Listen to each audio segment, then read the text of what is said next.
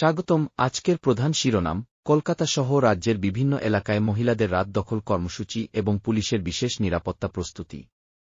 আরজি করকাণ্ডের পরিপ্রেক্ষিতে কলকাতা সহ রাজ্যের বিভিন্ন প্রান্তে মহিলারা আজ মধ্যরাতে পথে নামছেন। এই কর্মসূচির মূল উদ্দেশ্য রাত্রিকালীন পথের দখল এবং মহিলাদের নিরাপত্তা নিশ্চিত করা। এই কর্মসূচি সামাজিক মাধ্যমে তুমুল সাড়া ফেলেছে এবং বুধবার রাত 11:55 থেকে মেয়েদের রাত দখল কর্মসূচি শুরু হবে। এই আন্দোলনের সূত্রপাত হয়েছে ফেসবুকে প্রেসিডেন্সির প্রাক্তন ছাত্রী রিমঝিম সিংহের একটি পোস্ট থেকে। পুলিশও প্রস্তুত রয়েছে এই জমায়েতের নিরাপত্তা নিশ্চিত করতে। কলকাতা পুলিশ এবং রাজ্য পুলিশ একসাথে বৈঠক করে বিভিন্ন এলাকায় বাড়তি বাহিনী মোতায়েনের সিদ্ধান্ত নিয়েছে। মূলত মহিলাদের নিরাপত্তা এবং শান্তিপূর্ণ জমায়েতের জন্যই এই ব্যবস্থা। রাজ্যের পুলিশের শীর্ষকর্তারা জানিয়েছেন, মহিলাদের সুরক্ষার জন্য পর্যাপ্ত মহিলা পুলিশ মোতায়েন করা হচ্ছে। যে কোনো রকম অপ্রীতিকর